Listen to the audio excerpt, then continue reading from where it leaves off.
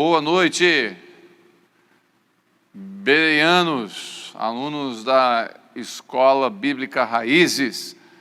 Que o Senhor possa estar abençoando cada um dos meus irmãos que estão aqui com a gente. Vou dar um tempinho aí para os irmãos que estão entrando. Nós temos aí 40, 50, 60 alunos já entrando.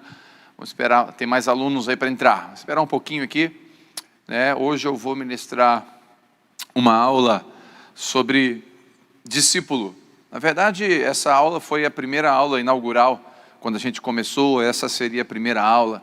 A ideia era dar uma introdução naquilo que a gente passaria durante o ano aqui na escola. Então, mas daí a gente foi ajustando, ela se tornou uma matéria, não só uma aula inaugural, mas uma matéria, e a gente achou por bem, o corpo docente, os professores, achamos interessante manter essa aula inaugural como uma matéria que é discípulo, chamei os irmãos de bereano, comecei chamando de bereano, Talvez alguém aí não identifique exatamente o que seja necessariamente isso, mas eu quero ler o texto, é interessante.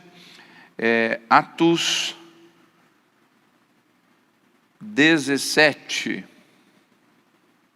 Atos 17, versículo 10. Olha que interessante aqui, eu quero ler um texto só para basear o que eu estava... Por que eu os chamei de bereanos? Então, logo ao cair da noite, os irmãos enviaram Paulo e Silas a Bereia. Chegando ali, dirigiram-se à sinagoga local. Foram para a igreja. Paulo e Silas foram lá ensinar os irmãos da cidade de Bereia. Os bereanos eram mais nobres do que os tessalonicenses. Por quê? Eles receberam a mensagem com vivo interesse. Então, a primeira coisa, quando alguém recebe uma mensagem com um propósito de só julgar aquela palavra, ou com vivo interesse, ou seja, havia um interesse real, não era obrigação, é um interesse de verdade, de aprender. Então os bereanos eram mais excelentes, ou seja, mais nobres do que os irmãos da cidade de Tessalônica. Por quê? Eles recebiam com vivo interesse e dedicavam-se ao estudo diário das Escrituras, com o propósito de avaliar tudo o que era dito, se era verdade. Olha que interessante isso, o Paulo, Silas vinham lá, eu sou professor, eu sou mestre, eu sou teólogo, eu sou isso, eu sou bispo, eu sou qualquer coisa. Daí os bereanos, o que eles faziam? Eles tinham um vívido interesse pela palavra e eles não ficavam assim, então tá, já que é o pastor, já que é o bispo, já que é o pastor da igreja grande, já que é o cara que tem teologia, não tem problema, ele está dizendo, está dito. Não. Os bereanos, eles tinham uma postura, A postura deles era legítima, eles não eram pessoas que simplesmente ficavam observando para julgar. Por que eu sei disso? Porque eles recebiam com vívido interesse. Eles tinham interesse em aprender. É diferente de algumas pessoas que a gente vê aí, que se intitulam teólogos, se intitulam seguidores de mestres, como arminianos e calvinistas, que seguem mestres, e acabam, na verdade, eles não têm vívido interesse pela palavra, eles têm um vívido interesse por aquilo que é interessante só para eles, aquilo que lhe conforta, aquilo que é bom para os seus ouvidos. Paulo também exorta os irmãos, dizendo que, olha, existem, nos últimos tempos, pessoas procurariam mestres que falassem ao seu interesse. Então é muito interessante, às vezes eu não consigo ouvir alguém que tem uma doutrina um pouco diferente da minha, porque eu só quero ouvir o que é de meu interesse. Então, na verdade, um bereano é alguém que tem um vívido interesse, ele tem um interesse vivo pela palavra. Ele não fica medindo o que é dito é importante. O que é dito é importante. Hoje em dia nós vemos aí, se dependendo de quem diz, dependendo do que diz, a gente considera ou não. Então não importa o que está sendo dito, importa quem disse. Olha, importa o que está sendo dito. O que está sendo dito é fundamentado? O que está sendo dito é correto? Então quem disse, não importa a fonte. Importa o que está sendo dito. Então, por isso que Paulo eles ensina os irmãos a serem bereanos. Aqui, esse texto nos ensina isso, aqui em Atos 17. Ou seja, você retém tudo que é bom. Então, você tem que ter essa habilidade de ouvir. Você me ouve aqui, você que congrega conosco, você que vem aos domingos, você me ouve aqui. Mas eu não impeço você, nunca impedi você de ouvir outras pessoas. Aliás, o YouTube... A internet acabou com a cerca, né? Ninguém mais tem cerca. Esse negócio de não vai na outra igreja, eu não quero que você ouça outro pastor, acabou. Você pode ouvir, você vai no YouTube e vê quem você quiser. Então eu não impeço você de ouvir outro. O que eu tento ensinar? A você saber escolher o que é uma comida saudável e o que é McDonald's, né? O que é uma comida feita num fogão a lenha, uma comida boa, preparada, trabalhada, e uma comida feita de forma tendenciosa. Então, que eu e você possamos ser bereanos, né? Excelentes, com vívido interesse pela palavra do Senhor.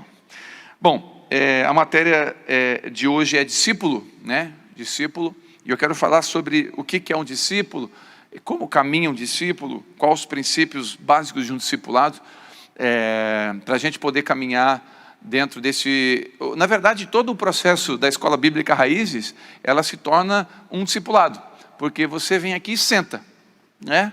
Você é um aluno, né? E a gente vai aprender aqui na etimologia da palavra discípulo, que ela significa literalmente aluno, né? Aquele que senta. Aquele que senta, aquele que segue, aquele que caminha. Então, o princípio da palavra discípulo é esse, tá? Nós vamos caminhar aqui. Você, que é um aluno da Escola Bíblica Raízes, você não, indiretamente é um discípulo dos professores da Escola Bíblica Raízes. É um discípulo, de alguma forma, porque você senta para ouvir, certo? Então, é muito importante a gente ser um discípulo. Então, aqui eu botei uma imagem...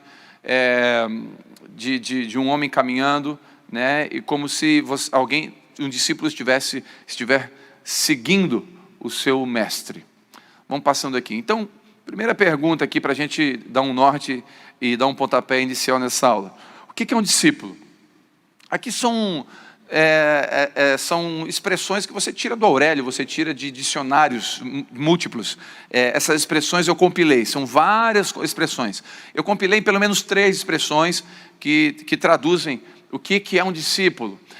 Primeira expressão, primeira característica, primeira faceta de um discípulo é quem recebe instrução de outra pessoa, ok? Então, eu posso dizer que um aluno da escola, ele é discípulo do professor. Nesse ponto, nessa característica, sim, essa primeira característica não é total, mas ela faz parte do processo. Então, quem recebe instrução de uma pessoa? Quando você está recebendo instrução de alguém, você se torna, naquele momento, um discípulo, tá? E segunda característica, segunda faceta de um discípulo, é quem imita os exemplos de outro. Aqui o caminho fica um pouquinho mais estreito.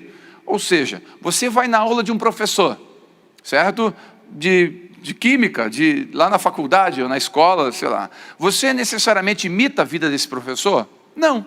Você está sentado aprendendo. Nesse ponto você é um discípulo, você é um aluno.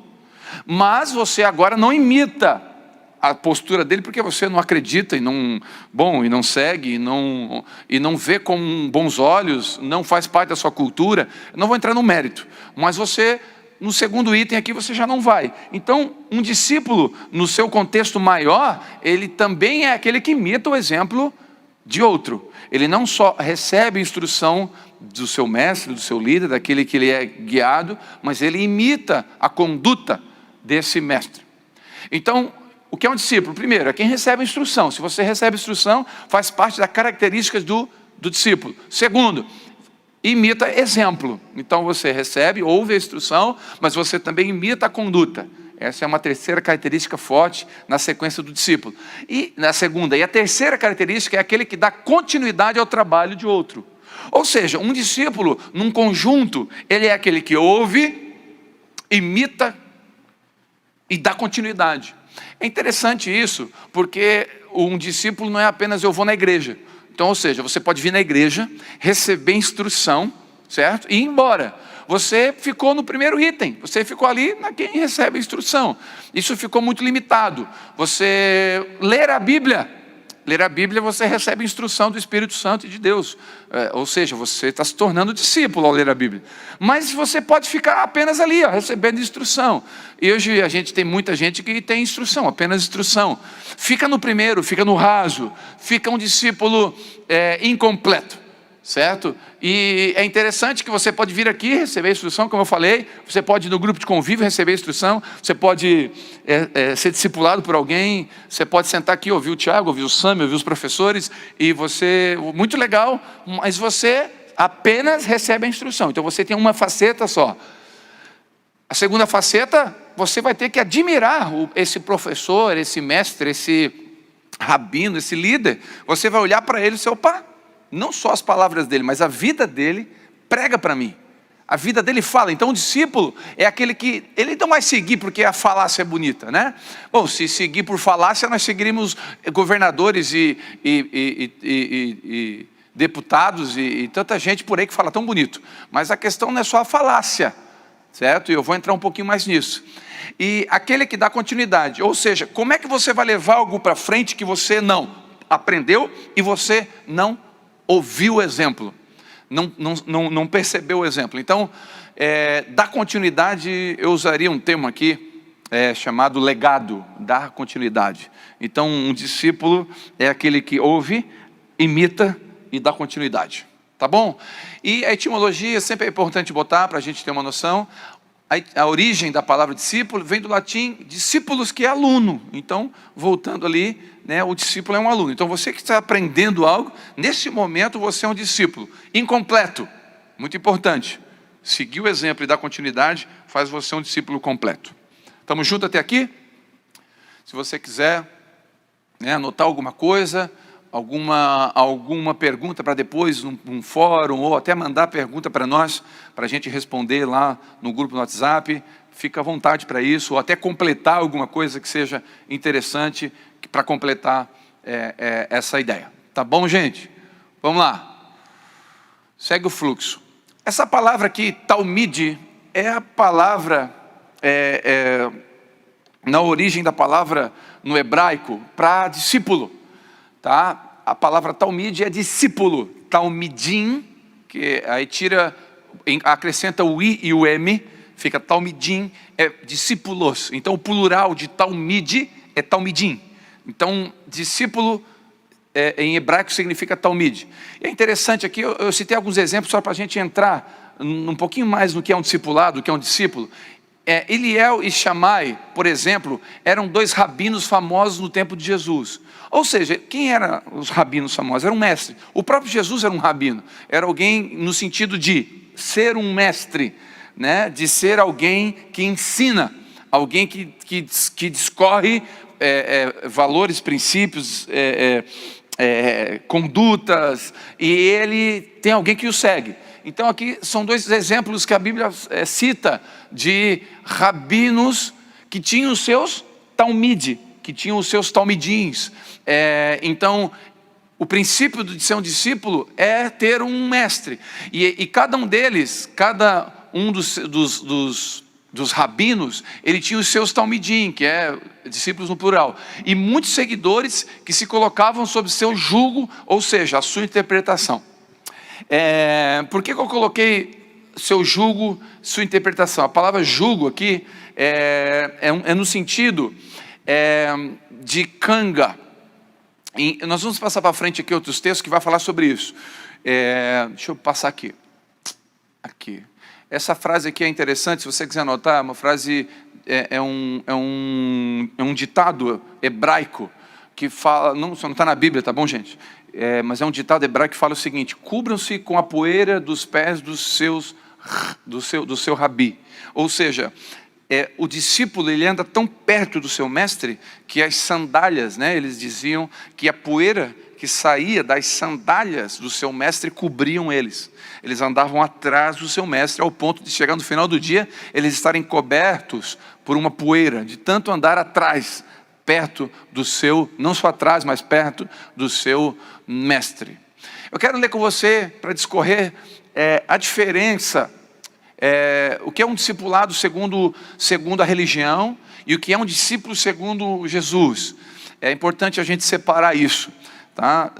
Existem movimentos no Brasil, movimentos chamados, por exemplo, talvez alguns já viveram, ouviram falar, movimentos chamados, por exemplo, G12, né? Outro movimento que no Brasil ocorreu muito forte é o M12, Também tem um mais recente que está ocorrendo, que é o MDA, Modelo Discipular Apostólico. Todos esses modelos de G12, M12, MDA, eles são, eu acredito que eles são legítimos na sua origem. Em que sentido? Eles são legítimos no seu propósito. Quem criou, ou quem recebeu uma direção de Deus para fazê-los, fez com a intenção de gerar discípulos. A intenção do G12, por exemplo, era você ser líder e gerar discípulos que geravam discípulos, que geravam discípulos. Qual o grande problema desses métodos de gerar discípulos? É que eles são métodos humanos e forçados. É como um parto. O parto pode ser normal, ou o parto pode ser por fórceps. Você pode tirar a criança de lá, ou você pode deixar o parto normal acontecer. Esses métodos, eles são perigosos, porque a religião cria os seus métodos de formar os seus discípulos. É como se a religião criasse formas para que o pão cresça na medida que ela deseja. Entende isso? Então, a diferença, e eu quero pontuar isso aqui, né? Você já entendeu que o discípulo é um aluno, você já entendeu que o discípulo ele ouve, ele segue o exemplo, ele deixa legado, você já entendeu que o discípulo é aquele que é aluno, ok, mas eu quero separar, porque eu quero ensinar você a ser um discípulo de Jesus, não discípulo da religião, não discípulo da Abapai, da igreja X ou Y, você ser um discípulo, não um discípulo do Telmo, não um discípulo do Sami, não um discípulo do Tiago, um discípulo do Senhor. Então a nossa intenção aqui não é formar você dentro da nossa forma, não é fazer que você cresça dentro da nossa forma, que você cresça dentro do formato do reino de Deus, porque o reino de Deus não tem uma forma igual. O reino de Deus, ele tem várias formas. Porque a Torre de Babel, ela foi construída com tijolos. É interessante que a Torre de Babel é a primeira vez que o homem tenta levantar o seu próprio nome. A Torre de Babel é a primeira vez que se cita-se a palavra escravo, ou seja, um homem dominando outro homem. A Torre de Babel representa o que é da natureza humana, aquilo que é da religião, que é da terra. Então a Torre de Babel, a Bíblia fala que tijolos foram construídos para construir aquela torre. É tão interessante que se você olhar uma pilha de tijolos, você não sabe qual é o menor ou o maior. São todos iguais, né?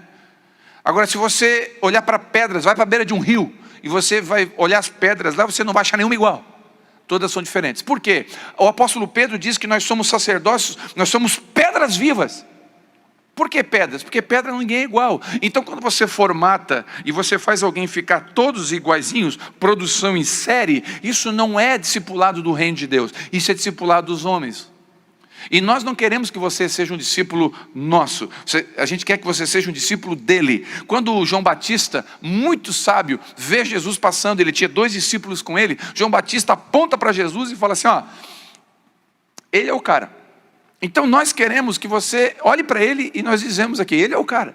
Então siga ele é o meu mestre também, ele é o nosso mestre. Então, porque eu quero apontar aqui algumas diferenças, para você só entender o que é um discípulo segundo os homens e o que é um discípulo segundo Jesus. E o primeiro texto que eu quero ler é Mateus 23, versículo 1, que fala o seguinte, Mateus 23, versículo 1, talvez você já está até aberto aí, porque eu botei antes, se não abre aí, para a gente ler juntos aí.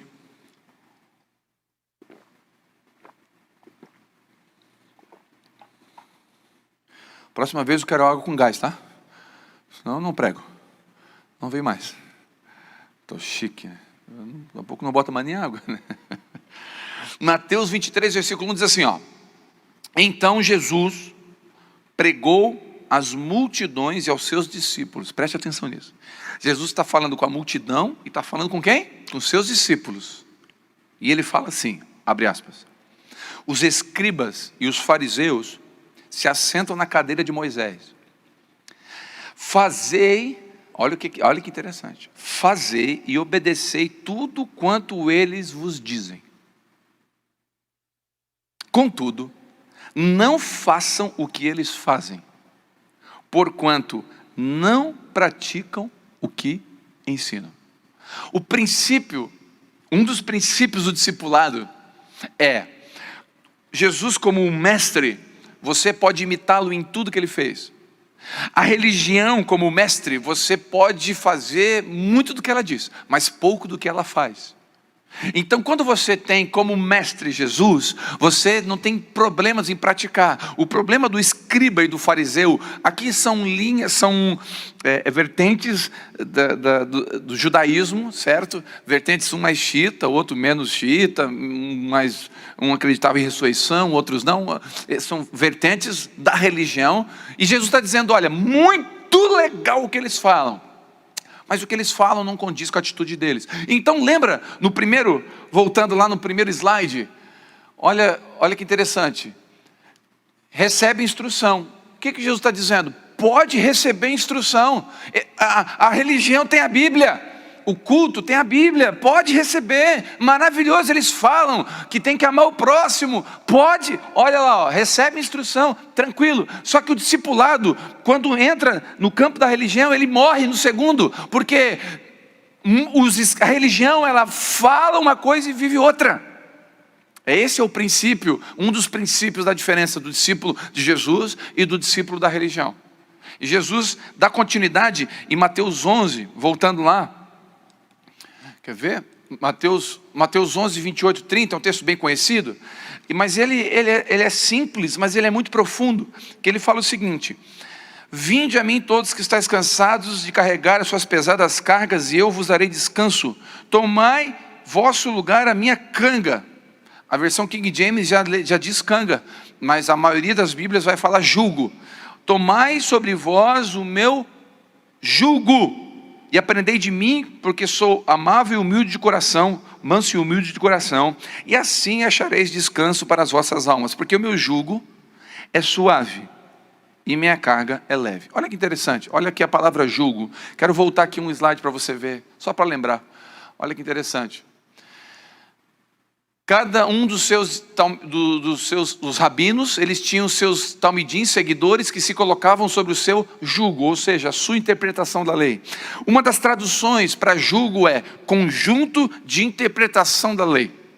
Quando um rabino, preste atenção nisso, quando um rabino pegava a Torá, e ele começava a desossar essa Torá, começa a criar apêndices nessa Torá, ele criava interpretações da lei.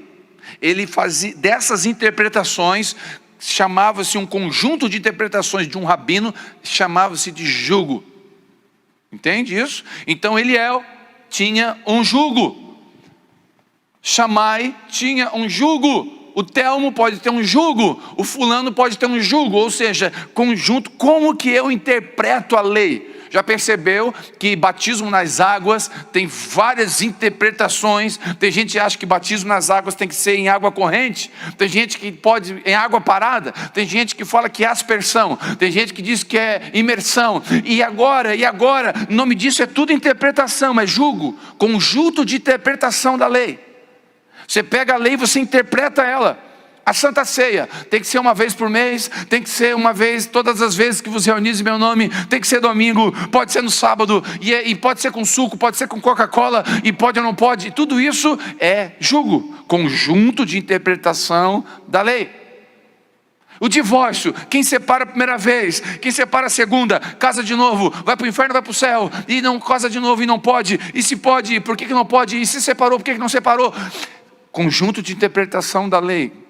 Você está me entendendo nisso? Então, olha que interessante, todo rabino, todo mestre tinha um conjunto. E aí Jesus chega e fala isso: vinde a mim todos que estáis cansados e sobrecarregados, e eu vos aliviarei. Tomai sobre vós o meu jugo.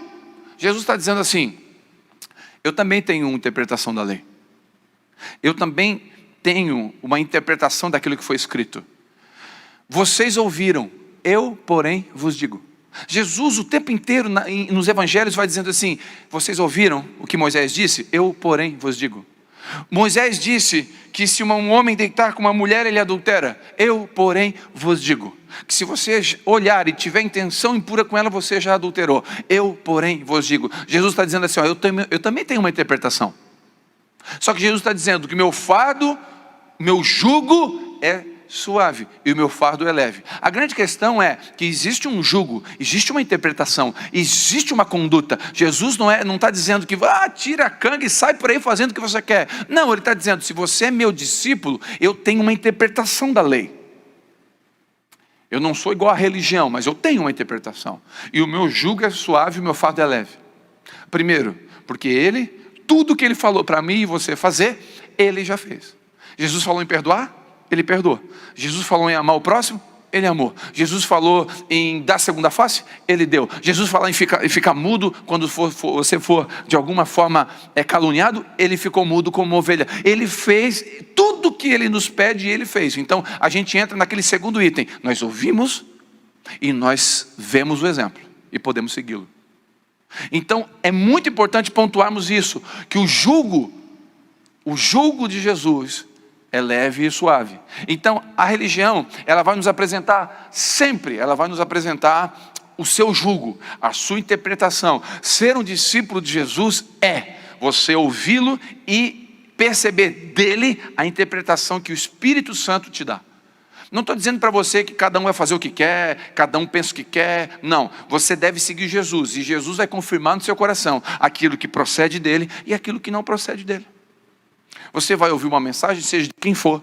Você vai ouvir, você vai dizer, olha, isso combina, isso encaixa, isso bate com o Espírito Santo que está dentro de mim. Então, quando você anda com Jesus e com o Espírito Santo, você é um discípulo dele, você vai discernir, olha, esse jugo é dele, porque é suave e leve. Exige de mim, porque todo discipulado exige. A salvação é de graça, o discipulado custa tudo. Vou repetir, a salvação é de graça, o discipulado custa tudo. Porque a salvação não é meritocracia, veio pela cruz.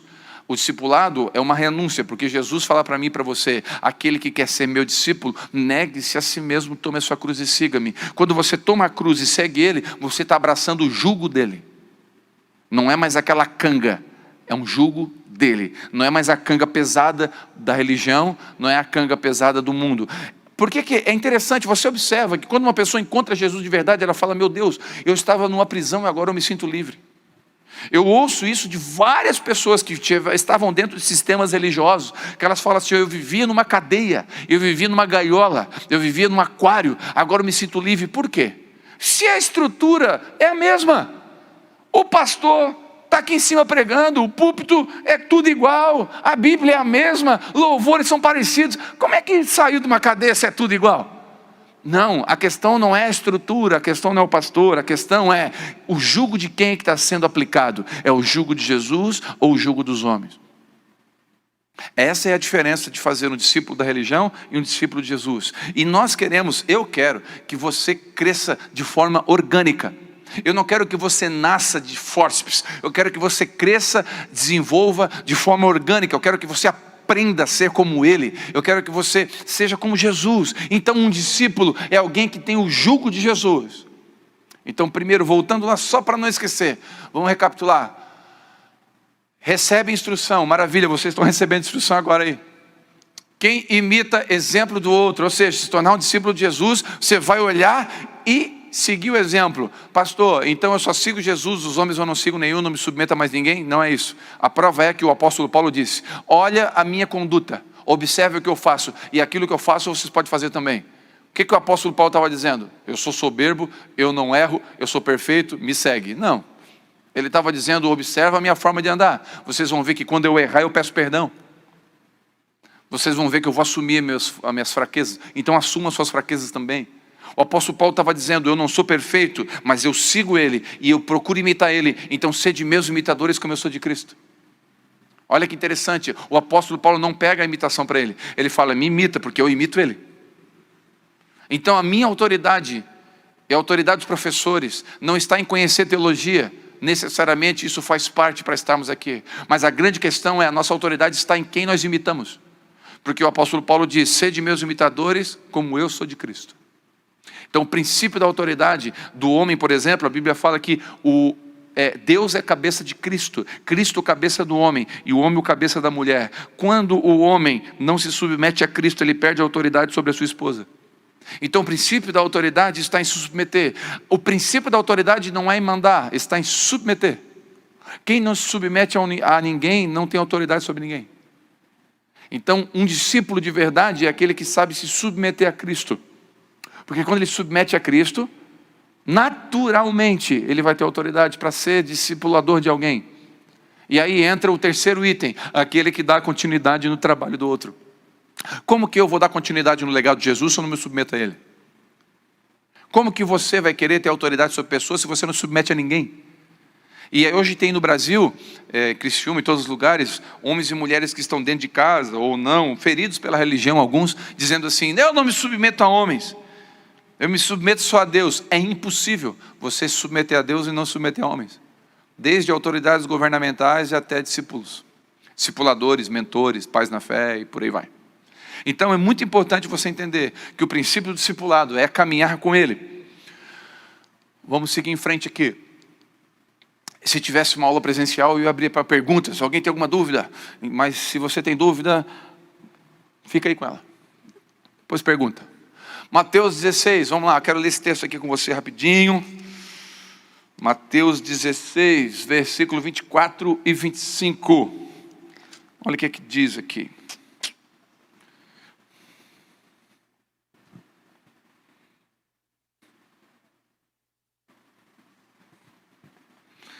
Mateus 16, 24 a 25.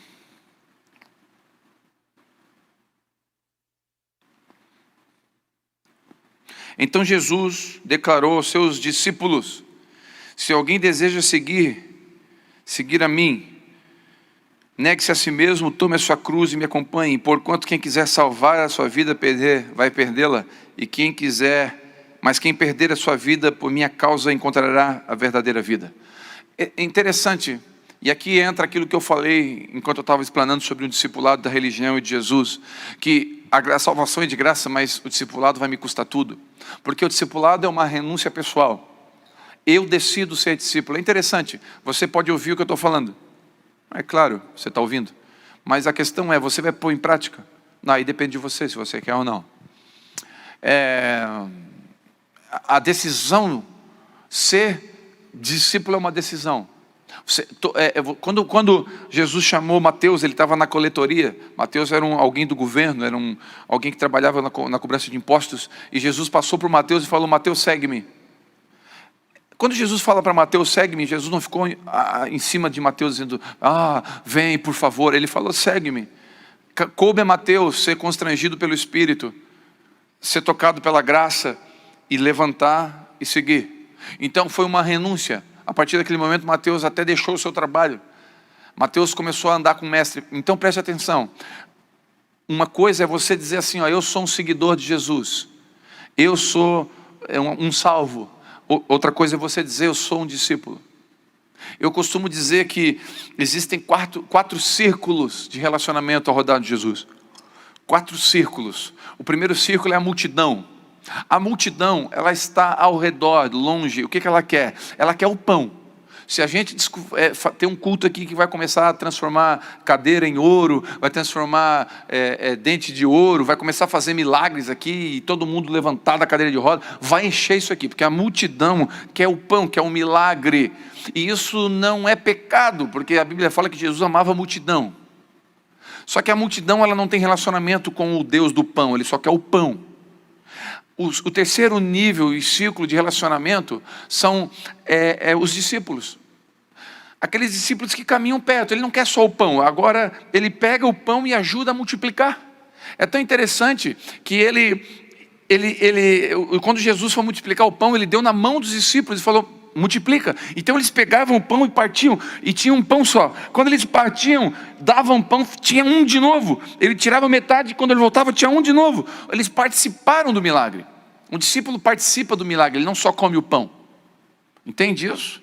O terceiro nível, aí entra dentro de um discipulado mais próximo, que não é aqueles 70 discípulos, mas eram 12.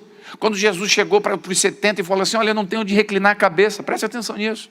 Eu não tenho onde reclinar a cabeça. Andar comigo é correr risco. Aí o apóstolo Pedro, você sabe, ele fala, para onde iremos nós, né? Se só tu tem palavras de vida eterna. E aí a Bíblia fala que acharam muito duro aquele discurso e foram embora, ficou só os 12, 58 foram embora. Dos 12, a Bíblia fala que tinha 3 que subiam sempre com Jesus em lugares específicos. Jesus chamava Pedro, Tiago e João no barquinho em outro lugar. Chamava para lugares. Quando ele foi curar uma menina, ele chamou os 3 lá. Quando ele estava no Getsemane, ele chamou os 3. Então preste atenção, existem níveis, prestou atenção que há níveis. O que eu quero falar para você aqui agora é que existem níveis de renúncia e escolha. A gente vai deixando, eu não quero só o pão, eu quero o dono do pão. Não, agora eu não quero só o dono do pão, eu quero multiplicar o pão. Não, agora eu não quero só multiplicar o pão, eu quero entender o coração dele. E aí entra em níveis maiores, como o nível do próprio João, que no pé da cruz João estava. João recebeu a revelação do Apocalipse, e João era o cara que inclinava no peito de Jesus. São níveis de relacionamento e discipulado. Só que aí João estava no pé da cruz arriscando morrer, porque quem estava ali estava em risco de morte. Então por que João recebe a revelação do Apocalipse? Porque estava num nível diferente de relacionamento e discipulado. Percebeu que tudo que eu falei aqui no círculo não tem nada a ver com regulamento, não tem nenhum texto da Bíblia citado, tem a ver com relacionamento. Percebeu que o que exigia-se dessas pessoas não era o conhecimento da Torá? Todos esses, da multidão a João, nenhum deles foi exigido um conhecimento necessário da Torá, ou uma profundidade maior na teologia. Exigiu-se uma renúncia. Então o processo de discipulado exige renúncia. Entende isso? Então, por isso que andar com Jesus é maravilhosamente perigoso. Andar com Jesus é maravilhosamente arriscado. Andar com Jesus é profundamente renunciante. Você vai renunciar, o meu pastor sempre fala isso, que um discípulo, ele não renuncia só o que é proibido. Um discípulo renuncia também o que é permitido. Ou seja, você vai renunciar a coisas que não são nem pecados, mas para você, como discípulo, já não serve mais. Então o princípio do discipulado é esse. Vamos lá. Permanecer e perseverar e renunciar são palavras, ali no segundo, em vez de um erro, uma vírgula. Permanecer, perseverar e renunciar são palavras-chave no processo do discipulado. Então, eu quero dizer uma notícia boa, você que está novo na fé, que vai se batizar, ia se batizar ontem, vai se batizar no próximo batismo. Você que ainda não decidiu pelo batismo, tem uma matéria aqui na escola bíblica que é batismo. Você vai aprender, você que está em dúvidas ainda, você vai crescer nisso. Mas deixa eu dizer uma coisa para você. Você que está nesse processo, guarda essas 3 palavras: permanecer, perseverar e renunciar. Então você, no processo discipulado, você vai ter que permanecer muitas vezes, vai dar vontade de desistir, vai ter que perseverar em dias secos, uma grande corrida. Hebreus 12 fala que nos é proposto uma corrida, uma maratona. E nessa maratona tem testemunhas, uma nuvem de testemunhas que são os heróis da fé de Hebreus 11. Nessa maratona tem pessoas que já caminharam na nossa frente, tem gente vindo atrás. Você já conhece um pouquinho da Bíblia, tem gente que é analfabíblia, não sabe nada ainda, tem gente que sabe muito mais que a Bíblia que você. Nesse processo tem muita gente, mas permanecer, perseverar e renunciar são um tripé para você caminhar com o Senhor. Dentro dos 3 existe o relacionamento. E o que eu desejo para você, e eu faço uma pergunta para mim e para você: quem estamos seguindo? Quem estamos seguindo? E eu quero deixar uma palavra aqui. Eu tenho tempo ainda? Tenho tempo ainda? Como é que está de tempo? Está legal? Mais 5 minutos aqui. Eu quero deixar uma palavra para você que já faz discípulos. Os professores, você que é um líder, você que já está de alguma forma fazendo discípulo, eu quero deixar uma palavra para você. Quero contar uma história, presta atenção. Imagine você, 2 amigos. Eu contei isso no nosso curso de liderança. Imagine você, 2 amigos. Um amigo chega para o outro e fala assim: olha, meu amigo, eu estou indo em viagem e eu volto daqui a 9 meses. 9 meses depois, esse amigo volta e encontra esse amigo. Só que quando ele foi viajar, ele falou assim: ó, cuida da minha esposa, porque eu não vou poder levar ela, mas eu confio em você, pode cuidar da minha esposa aí. E depois de 9 meses ele volta e fala com o amigo: e aí, cara, como é que você está? Não, tá tranquilo. Ele chega em casa e encontra a esposa com o bebê no colo. bebê de 2 dias nascido. Bom, 9 meses, de quem é o filho? Aí, não precisa fazer nem DNA. Você olha para a cara do menino, o menino é a cara do amigo. É a cara, nariz, olho, boca, cara, é a fuça, é a cara do amigo. A história deixa claro aqui, né? Houve uma traição. O amigo não foi fiel. O amigo não foi fiel ao amigo dele. Ele traiu o amigo. A pergunta é: os nossos filhos estão parecidos com quem? Comigo ou com o meu amigo que deixou para me cuidar? As pessoas que nós cuidamos estão parecidas com quem? Conosco ou com aquele que nos confiou para a gente cuidar? Nós não podemos gerar pessoas parecidas com nós. Nós temos que gerar pessoas parecidas com ele. O princípio do discipulado é: as ovelhas são dele, os discípulos são dele. Nós só cuidamos. Então, cuidado, você que lidera, para não gerar pessoas parecidas com você. Elas têm que ser parecidas com aquele que te confiou para cuidá-las. A quem estamos seguindo? Eu me submeto, eu tenho mentores, eu tenho líderes sobre mim. Eu me submeto, dúvidas, questionamentos, conselhos, honras, eu oferto na vida deles. Eu tenho o princípio da honra. É coisa minha. Eu nem procuro ensinar, porque dá a impressão que é legislar em causa própria. Mas eu faço isso porque eu quero. Eu os honro porque é princípio meu. Mas eu não tenho eles como modelo. O meu modelo é Jesus. Eu tenho eles como mentores, até como exemplos e imposturas a tomar. Mas aquele que nunca vai errar comigo, aquele a qual eu me curvo todos os dias, rendo honra e glória, é Jesus. E eu procuro. E eles também procuram. Uma das coisas que eu aprendo com eles é: eles não procuram gerar pessoas igual a eles. Eles procuram gerar pessoas igual a Cristo. A quem estamos seguindo? Eu quero te encorajar a ser um seguidor de Jesus. Um discípulo. Aquele que ouve, imita e dá legado. E dá continuidade. Você vai se submeter a pessoas, porque isso é maravilhoso. Você se submeter aos seus pais, aos seus líderes governamentais, se submeter aos seus pastores. Tem uma matéria na Escola Bíblica Raízes que fala que é o princípio da autoridade. E nós vamos aprender como se lida com uma autoridade, como devemos submeter, quando não, se existe a possibilidade ou não. Então, mas a quem estamos seguindo? É uma pergunta para você. Salvação é de graça, o discipulado custará. E por último, às vezes parece que estamos sozinhos. Parece. Os discípulos de Emaús estavam caminhando, tristes porque Jesus havia morrido e era o 3º dia e Jesus aparece. E caminha com eles, eles acham que estão sozinhos. Às vezes parece que estamos sozinhos, mas parece. No discipulado, a grande diferença é que a religião nos abandona, mas Jesus não. Então, se você está sendo um discípulo dele, saiba que parece que você está sozinho, mas você não está. Então, que você possa se tornar e permanecer, se tornar e permanecer um discípulo. Que Deus te abençoe, que essa aula possa ter edificado a sua vida, tá? E qualquer pergunta, depois a gente pode estar respondendo na medida que a gente puder. Deus abençoe, obrigado, em nome de Jesus.